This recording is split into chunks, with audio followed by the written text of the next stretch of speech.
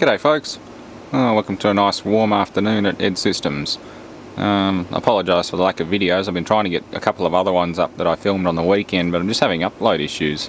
More so processing. It's not so much it doesn't upload, it's that YouTube just says failed processing. So I'll try a raw video, unedited and fairly short. So let's keep this short. The weather's going to be stinking hot, like it's like 8 days straight of 30+ degree temperatures. Celsius that is, not Fahrenheit. So it's fairly hot, and it's almost, hopefully we make basically a world record, like so many days. If it's like more than 8 days straight of 30+ in March, it's just going to be crazy. Like, yeah, we almost got it last week or the week before, but yeah, this is amazing. This sort of weather can stay. It's supposed to be autumn, it's not summer anymore. Or sorry, spring or something like that. I don't know what sequence they go in, but as you can see, Northbridge was on 50 when I got in here, and the air conditioner's slowly cutting it down, but it got pretty damn hot. So yeah, AC's doing its job, but it is hot.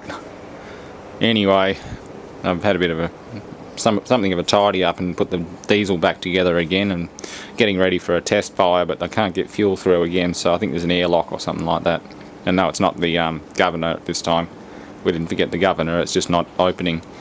But yes, some goodies came in today too. They were waiting on the closed loop water cooler, which a few people said, well, it wasn't such a good idea, but I always intend on building a better system afterwards. It's just the chip doesn't come with a its own air cooler or anything, so I figured I'd get a water one for the same price as a decent air cooler.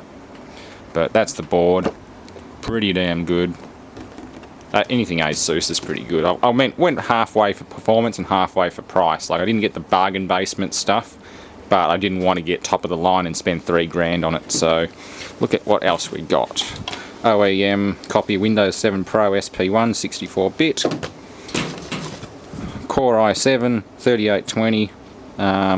This is the minimum that this board takes, and I can upgrade it all the way up to a Core i7 Extreme, so plenty of expansion capability once the Extreme processors come down in price, assuming they don't become obsolete before I buy them. Corsair Vengeance 16 gig, that's plenty for now.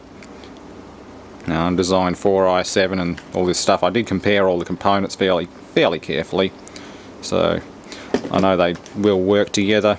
Extra large heat sinks on them. I don't have to worry about fan clearance for the people with the big fans. They do make a low profile version of this, but I figured since I'm running a water block, it's not going to be necessary. I did end up buying an SSD, Corsair Force GT 120 gig, so that'll be my OS and critical stuff. That's what I originally set out to buy. Like, I just sat down to buy this and that was only it, but I sort of ended up spending about another, I think it was like $1,000 more. And the water cooler. So yeah, not too bad. All up it was about $1,500 including freight and insurance. So it's about $60 on freight and insurance, which wasn't bad. Everything's come in unopened, undamaged, no issues there. Came via, who was it? Star Trek Express. So they're basically next day delivery. They don't do same day, but they're next day. I think they were just waiting on this to come into the shop before they could send it out. So that's pretty good. Yeah, I'll probably build this tomorrow or on Friday, depending what I get up to. It's a long weekend. I got Monday off, so I might even end up at Brad's place. Don't know yet, but we'll see what comes up. So yeah, I know Brad's got a pile of electric motors and other stuff to play with, and I'm not sure what he's doing with that, or who is scrapping that Suzuki Vitara, but I'm kind of interested. Not that I don't have enough cars around, I am trying to get rid of the Daewoo bit by bit. As you can see, it's all broken up at the moment. I'm just starting to break it down, get the bumper off. Got to clean out inside. Eventually I'll just take all the doors off. When it's not fire ban, I'll be able to run a grinder through all this. So I can't even operate a grinder under these extreme conditions. Like, it's been dry for so long, I can't really even run a 4-inch grinder or a 9-inch grinder out here. But yeah. Fuel tank's out. That was just 4 bolts, and cut the filler hose off, and that was the end of that one. I've got to work out how to drop the subframe out after I get the front end apart. There's really not much to them. Not much worth saving either. Looks like those rear shocks are a bit average.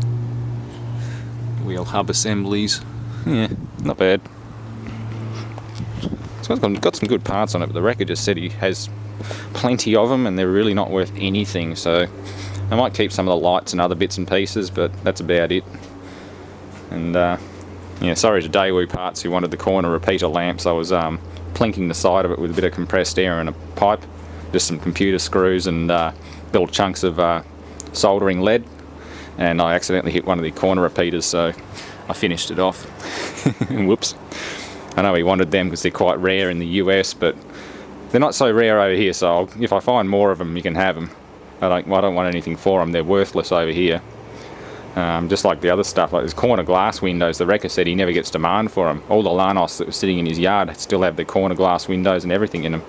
There's just no demand for it. There's so many around, so many complete cars around that are taken off road because they're not worth putting back on road. Yeah, it's quite crazy, and a lot of people don't understand that. Although a lot more of my subscribers are starting to understand how strict it is over here when it comes to getting a roadworthy on a car, and the amount of expense you got to spend on buying all the parts, plus the $1,000 which covers your roadworthy inspection, your registration, new plates, and RTA inspection. So it's $1,000 straight down, no matter what. Assuming you get a cheap roadworthy and you know the guy, and then you got to fix all the bits that he tells you, and it's pretty much go over it with a fine-tooth comb. Nothing even remotely roadworthy. Even oil leaks will fail. So yeah, that's why these cars don't get put back on the road again. So yeah, generator's coming up soon. This video is getting a bit long. I'm having upload issues at the moment, trying to sort them out. But yeah, I would like to make videos longer. I just don't have the bandwidth or the stability where I am to do it. I guess until the national broadband network's rolled out in a few years' time, I don't think it's going to change. I mean, someone asked for a Geek Group style teardown on the car, but they probably have a lot better bandwidth than I do. Probably optical fibre. And they also have people to work on editing stuff. They probably have better computers. Well, no doubt they have better computers. There's probably a lot of money flying around that organisation at the moment. Yeah, they've got people to take care of pretty much everything now, so don't expect a Geek Group style detailed piece by piece disassembly on a car, because I can't afford to upload 200 gigabytes worth of video just for the sake of one topic. As much as I'd love to do it, that's later on when I've got a proper full organisation going here, probably a better facility, commercial optical broadband, which is a good few $100 a month. Later on, yeah, when I'm raking in the money doing my day job or whatever, maybe then I'll invest in top-end broadband, but for now, I'd rather just cruise along as I am. If you really want to know the nuts and bolts of a car, go buy a Haynes manual or something like that. $45 at Repco or somewhere like that will get you a full detailed manual on the car of your choice. I think they're about 45 still, there might be more. Anyway, thanks for watching, and well, yeah, there's lots of stuff to sort out. I really need to get sorting with these computers. So many computers.